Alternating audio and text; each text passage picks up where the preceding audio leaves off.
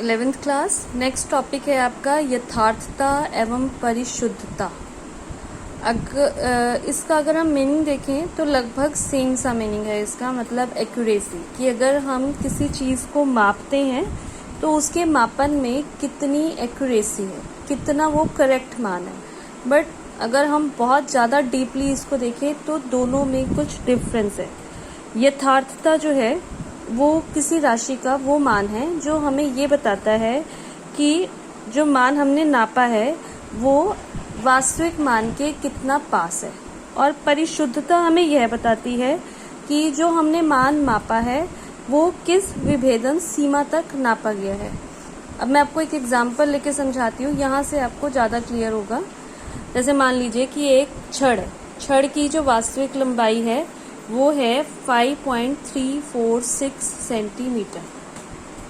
5.346 centimetre ये वास्तविक लंबाई है। और मीटर स्केल जैसा कि स्केल आपके पास होता है, ये जो 0.1 सेंटीमीटर मैंने लिखा है ये है इसकी अल्पतमांक।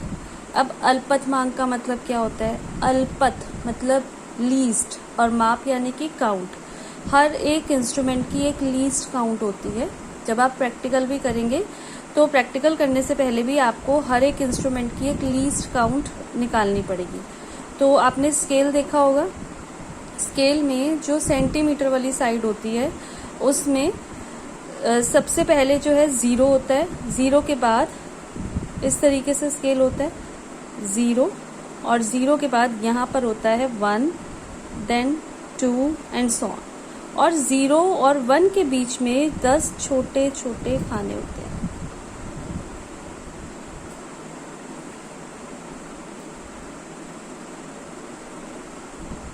10 छोटे छोटे खाने होते हैं। तो मैंने क्या कहा कि ये क्या है? अल्पतमांक, लीस्ट काउंट।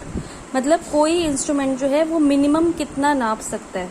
ये स्केल जो है मिनिमम 1 सेंटीमीटर नहीं नाप सकता, ये मिनिमम इतनी डिस्टेंस जो है वो नाप सकता है ये। और ये डिस्टेंस क्या है? 0.1 सेंटीमीटर, या जिसको हम 1 मिलीमीटर भी बोलते हैं। तो एक स्केल जो मीटर स्केल होता है उसकी लीस्ट काउंट अल्पतमांक कितनी होती है?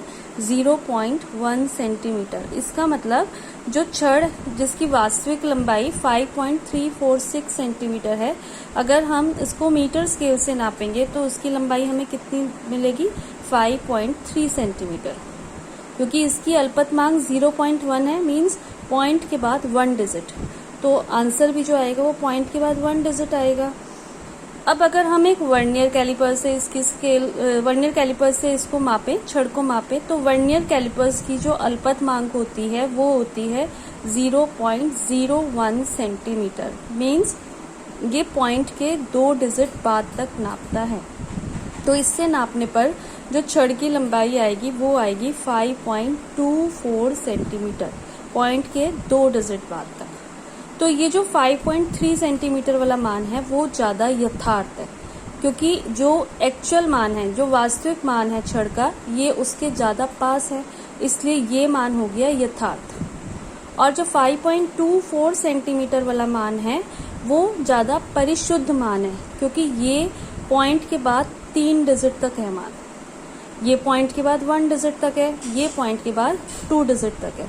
अगर हमें पॉइंट के बाद 3 डिजिट तक कोई मान मिलता तो वो तो बिल्कुल ठीक मान होता। ये हमें पॉइंट के 2 डिजिट तक मिला, इसलिए ये ज़्यादा परिशुद्ध मान है और ये ज़्यादा यथार्थ मान है। तो ये यथार्थता और परिशुद्धता में डिफरेंस होता है। और अल्पतमांक का मतलब होता है लीस्ट काउंट। कोई भी इंस्ट्रूमेंट जो है वो मिनिमम कितना नाप सकता है उसको बोलते हैं अल्पतमांक। अब जो टॉपिक था वो था यथार्थता, परिशुद्धता तथा मापन में त्रुटि। तो ये त्रुटि क्या होती है? त्रुटि मतलब एरर। जैसे सपोज आप लोगों को बोला जाए कि एक मेज की लंबाई नाप ले, आप वो 5 बार अगर लंबाई नापेंगे तो 5 बार वो लंबाई कुछ अलग अलग आएगी। सपोज एक बार आएगी 15.6 इंच, एक बार आप उसे दोबारा नापेंगे 15.7 इंच, फिर दोबारा नापेंगे 15.6 इंच, फिर दोबारा नापेंगे 15.7 इंच। तो उसके मान में कुछ ना कुछ त्रुटि आ रही है। तो ये त्रुटियां क्या होती हैं, एरर क्या होती हैं? तो त्रुटियां जो हैं वो दो तरह की होती है, एक तो क्रमबद्ध और एक होती है यादृच्छिक, रैंडम एरर। तो सबसे पहले क्रमबद्ध को हम पढ़ते हैं कि क्रमबद्ध त्रुटि क्या होती है। क्रमबद्ध में सबसे पहली जो त्रुटि है वो है यंत्रगत त्रुटियां।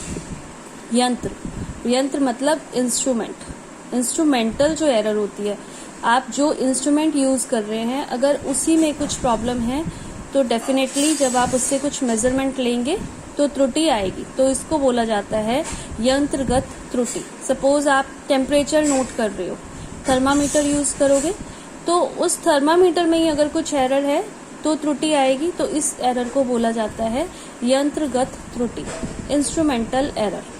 नेक्स्ट है प्रायोगिक तकनीक या कार्य विधि में अपूर्णता।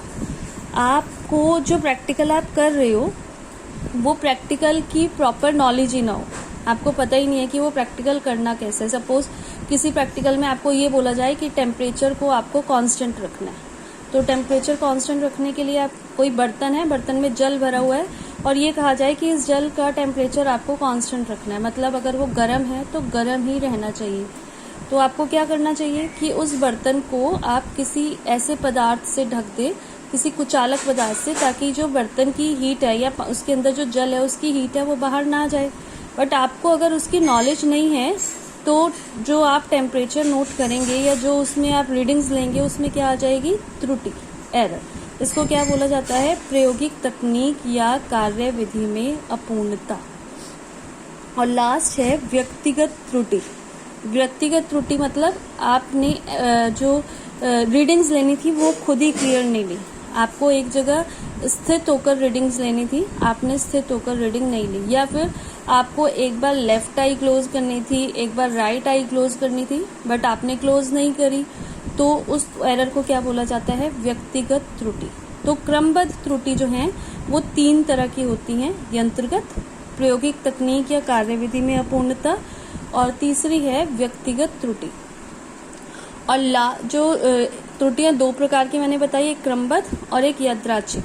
तो यादृच्छिक त्रुटि क्या होती है, रैंडम एरर, जो अपने आप हो जाती है, हमें उसके बारे में पता ही नहीं चलता। रैंडम एरर, उसको क्या बोला जाता है, यादृच्छिक त्रुटि।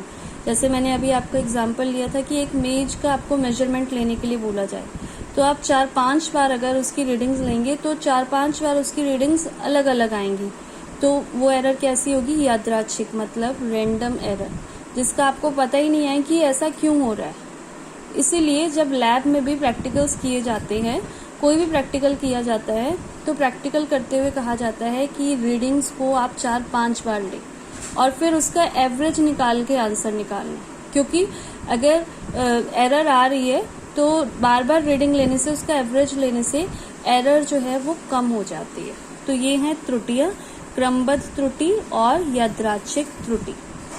इसमें से जो क्वेश्चन आता है वो आता है अधिकतम संभावित प्रतिशत त्रुटि का, जो मैं आपको नेक्स्ट वीडियो में एक्सप्लेन करूंगी।